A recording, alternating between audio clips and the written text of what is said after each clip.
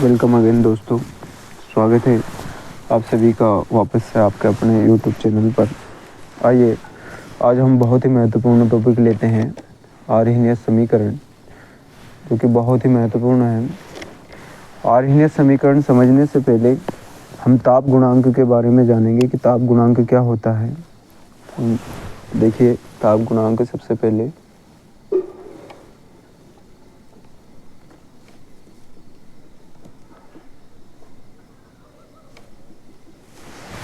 ताप गुणांक जो है एक अनुपात होता है जो कि T + 10 डिग्री सेंटीग्रेड ताप पर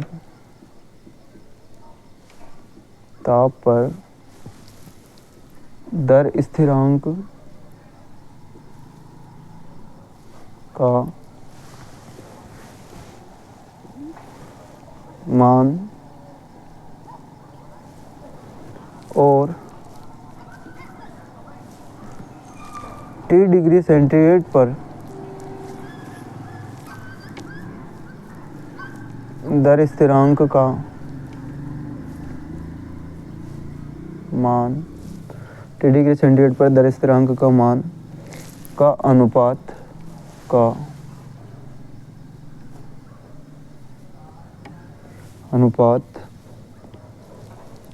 ताप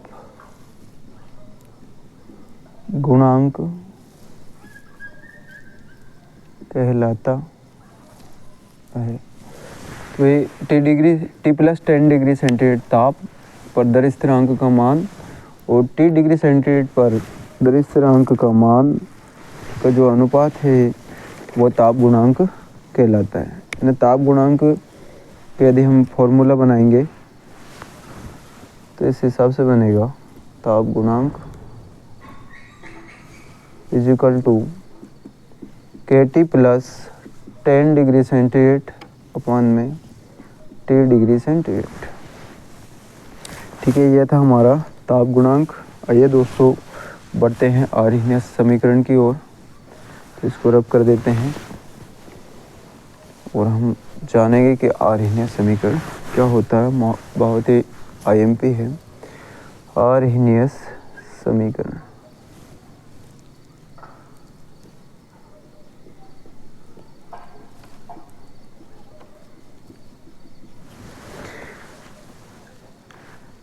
आर्हीनीय जो है ताप और दर स्थिरांक के बीच संबंध बताता है। इस संबंध को दर्शाने के लिए आर्हीनीय ने एक समीकरण दिया था जिसे हम आर्हीनीय का समीकरण कहते हैं। तो सबसे पहले हम देखेंगे इसकी परिभाषा। तो हम लिखेंगे कि ऐसा समीकरण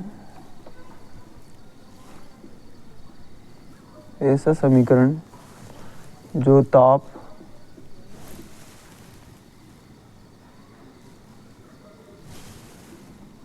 और दर स्थिरांक के बीच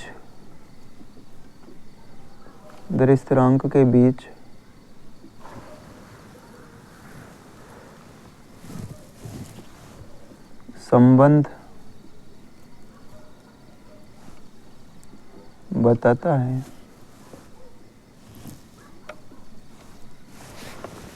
आर्हीनीय समीकरण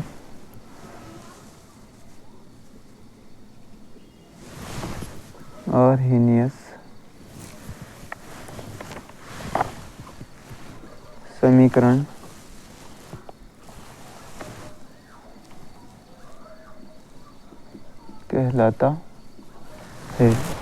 तो ऐसा समीकरण जो दर स्थिरांक और ताप के बीच संबंध बताएगा उसे हम जो है आर्हीनीय का समीकरण कहते हैं। और ये मुख्यतः गैसीय अवस्था वाले अभिक्रियाओं में होता है। तो आर्हीनीय ने कहा था कि भाई K is proportional to K के समानुपाती जो है A और e⁻ अपॉन में RT। दोस्तों ये समीकरण का मेन व्यंजक है। तो इसे आर्हीनेस का हम समीकरण भी कहते हैं। तो आइए इसे हम सिद्ध करें कि किस प्रकार से हम इसको सिद्ध कर सकते हैं। यहाँ पर जो है अभी प्रोपोर्शनल का साइन लगाया है, तो k is proportional to e की पावर माइनस ई अपन में आर टी भी हम यहाँ पर राइट डाउन कर सकते हैं। यहाँ पर हम जो है प्रोपोर्शनल का साइन हटाएंगे तो k इज इक्वल टू के दर स्थिरांक, यहाँ पर एक स्थिरांक वैल्यू आ जाएगी a और वापस से e की power minus E A upon में आर टी ऐसा का ऐसा ही। अब यहाँ पर हम जो है दोनों तरफ का log ले लेंगे, तो हम यहाँ पर लिखेंगे कि log लेने पर, वो भी दोनों तरफ का लेंगे दोस्तों। तो यहाँ पर हमने राइट डाउन कर दिया है कि log लेने पर तब हम लिखेंगे log k is equal to log a और e की power minus E A upon में आर टी। दोस्तों अब ये जो log है दोनों के मल्टीप्लाई में है, तो दोनों को अलग अलग कर देंगे हम लोग। तो log k is equal to log a और दो शामिल में है तो प्लस लगा देंगे, तो log a प्लस में log e की पावर माइनस ई ए बटे में आर टी ऐसा का ऐसा ही। अब हमने एक सूत्र पढ़ा था दोस्तों कि यदि कहीं पे log m की पावर n हो तो ये घात कहाँ आ जाती है आगे, तो n सामने आ जाएगा और यहाँ पे बढ़ जाएगा log m। इसको इसमें जो है अप्लाई कर दीजिए, तब हमारा नया समीकरण बनेगा log k is equal to log a ऐसा का ऐसा ही प्लस यहाँ पे था हमारा log e की power minus E A upon में आर टी। तो ये माइनस ई ए अपान में आर टी जो है इसका घात है, तो इसको हम n मान सकते हैं। तो ये n कहाँ गया आगे, तब यहाँ पे माइनस ई ए अपान में आर टी आगे चला गया, प्लस यहाँ पर जो है log e ऐसा का ऐसा ही बच जाएगा। दोस्तों चूँकि हमें पता है एक फॉर्मूला हमने और जाना था कि log e, चूँकि log e is equal to होता है 1, तो इसमें हम रख देंगे वैल्यू, तब हमारा नया समीकरण बच जाएगा log k is equal to log a minus E A upon में आर टी, और log e is equal to हो गया 1। अगर 1 का मल्टीप्लाई हम इसमें करेंगे तो यही वैल्यू आएगी। तो हमारा नया समीकरण बन गया log k is equal to log a minus E upon में आर टी। अब log को दोस्तों log को हम log 10 में बदल देंगे, तो यहाँ पर राइट डाउन कर लीजिए कि log को log 10 में बदलने पर, जब भी log को log 10 में बदला जाता है तो log इज इक्वल टू एक वैल्यू आती है 2.303 log 10। इस वैल्यू को हम इसमें रखते जाएंगे और वैल्यू हमारी जो है log 10 में चेंज होती जाएगी। तब हमारा यहाँ पर नया समीकरण बनेगा 2.303 log 10 k is equal to 2.303 log 10 a minus E A upon में आर टी। ये वाली वैल्यू वापस ऐसे की ऐसी। अब यहाँ पर लिखेंगे हम दोस्तों दोनों तरफ 2.303 से भाग देने पर, दोनों तरफ 2.303 से भाग देने पर। दोस्तों इस वाली वैल्यू में भी हम 2.303 का डिवाइड करेंगे, तो 2.303 log 10 के अपान में 2.303 is equal to 2.303 log 10 A upon में 2.303 माइनस EA अपन में 2.303। ये RT पहले से डिवाइड में, तो ये RT कहाँ जाएगा, नीचे। ठीक है दोस्तों, इस 2.303 से ये वाली वैल्यू ख़त्म, इससे ये वाली वैल्यू ख़त्म। अब हमारे पास नया समीकरण बच गया है दोस्तों, log 10 K is equal to log 10 A minus EA upon में 2.303 RT। एक नया समीकरण यहाँ पर हमारे पास में बन गया है दोस्तों। अब यहाँ पर हम राइट डाउन करेंगे कि यदि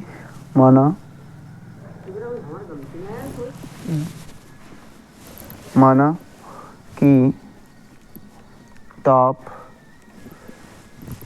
T1 पर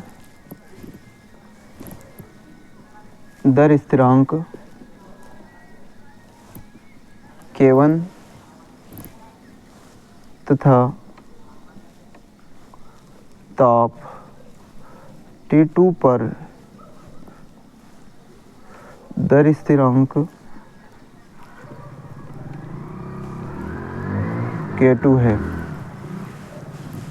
तब मान रख देंगे हम दोस्तों दर स्थिरांक T1 ताप पर दर स्थिरांक हमारे पास K1 और T2 ताप पर दर स्थिरांक K2 है। तब इस समीकरण में, इसको चाहो तो समीकरण नंबर 1 दे दो, समीकरण 1 में मान रखेंगे तो हमारे पास में दो समीकरण इस प्रकार से बनेंगे, log 10 K1 is equal to log 10 A minus EA upon में 2.303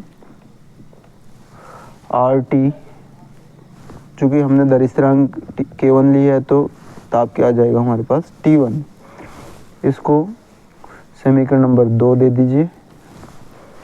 इसके बाद अगला, ताप T2 के ऊपर दर स्थिरांक K2 हो तो log 10 K2 is equal to log 10 A minus EA upon में 2.303 RT2। इसको समीकरण नंबर 3 दे दीजिए। ये हमारे पास में दो नए समीकरण बन गए हैं दोस्तों। अब यहाँ पर लिखिए आप कि समीकरण दो में से समीकरण 1 को घटाने पर, जब समीकरण 2 में से हम समीकरण 1 को घटाएंगे हमारे पास में नया वैल्यू आएगा। एक जैसी वैल्यू को आप एक तरफ लिख दीजिए ताकि घटाने में प्रॉब्लम ना ही रहे। तो log 10 यहाँ पर समीकरण 3 में से समीकरण 2 को घटा रहे हैं। समीकरण 1 हमने पहले बना लिया था, समीकरण 3 में से समीकरण 2 को घटाने पर समीकरण 3 है हमारे पास में log 10 K2 is equal to log 10 A minus EA upon में 2.303 RT2। तो दोस्तों हमारे पास में ये वाली वैल्यू और ये वाली वैल्यू सेम है, तो हम इसमें से पहले एक जैसी वैल्यू को अलग अलग घटाते जाइए। तो log 10 K2 माइनस यहाँ पर जो है log 10 K1 is equal to log 10 वाली वैल्यू, ये दूसरा हमारे पास में मान है तो इन दोनों को एक जगह लिख लीजिए। log 10 A minus EA upon में 2.303 RT2 minus log 10 A minus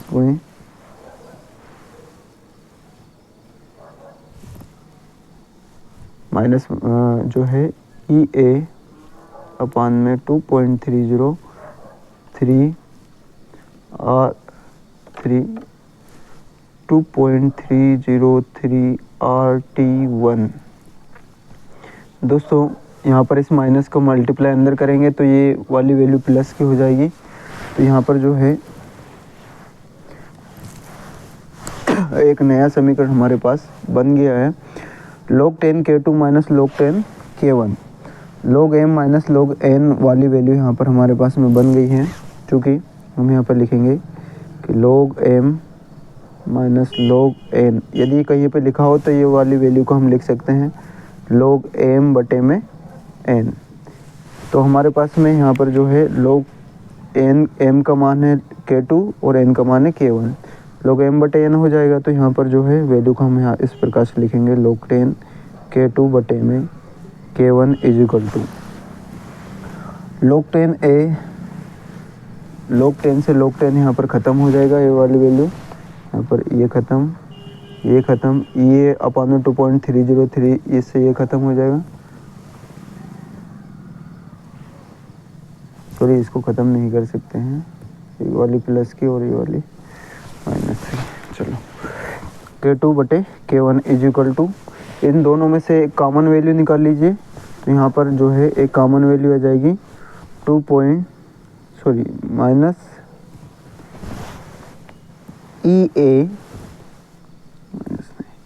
EA upon में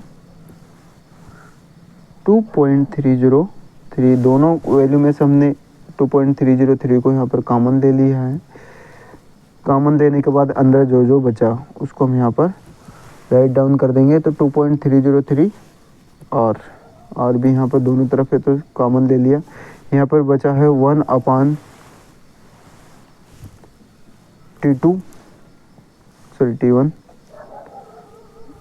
माइनस 1 अपान में T2, ये वाली वैल्यू हमारी यहाँ पर बच जाएगी। दोस्तों एक बार और देख लीजिए, log 10 K2 minus log 10 K1, तो ये हमारे पास में एक फॉर्मूला बन गया log m minus log n वाला, और इसको हम log m बटे n लिख देते हैं। तो log 10 K2 बटे K1 यहाँ पर हमारे इस फॉर्मूले से ये वाली वैल्यू लिख दिया।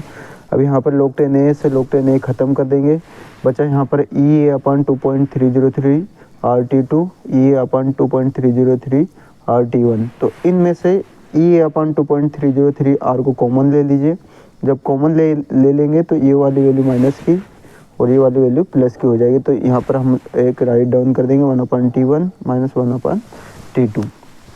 दोस्तों इसके आगे जो है इसका मल्टीप्लाई इधर कर दीजिए और इसका मल्टीप्लाई इधर, तो हम आगे का वैल्यू यहाँ पर राइट डाउन कर लेते हैं।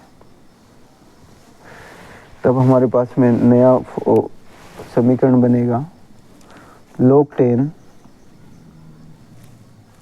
K2 बटे में K1 is equal to EA upon में 2.303 और T2 माइनस T1, तो यहाँ पर जगह नहीं है इसलिए दोस्तों मैं यहाँ पर राइट डाउन कर रहा हूँ। T2 इसका हमने इधर पक्षा मल्टीप्लाई कर दिया माइनस T1 अपॉन में यहाँ पर वैल्यू आ जाएगी, इन दोनों का मल्टीप्लाई आपस में हो जाएगा T1 इंटू में T2। दोस्तों ये जो था हमारे लिए आर्हीनियस समीकरण का व्यंजक था, इसको आप सही से राइट डाउन कर लीजिए। यहाँ पर लिख देता हूँ इसको, log 10 K2 1 में K1 is equal to EA upon में 2.303 और कोष्टक के अंदर आ जाएगा हमारा इस T2 को मल्टीप्लाई इधर कर देंगे तो ये T2 यहाँ आ जाएगा, माइनस ऐसा कैसा T1 का मल्टीप्लाई इधर, तो ये आ जाएगा T1 अपॉन में दोनों का मल्टीप्लाई आपस में हो जाएगा तो T1 इंटू में T2, ये वाला वैल्यू हमारा यहाँ पर आ जाएगा। यही हमारा जो है आर्हीनियस समीकरण के लिए व्यंजक है, ये हमारा आर्हीनियस समीकरण है। आई होप दोस्तों सभी को समझ में आया होगा। तो वीडियो को लाइक, शेयर और कमेंट से करना ना भूलें तथा चैनल को सब्सक्राइब ज़रूर करें। Thank you.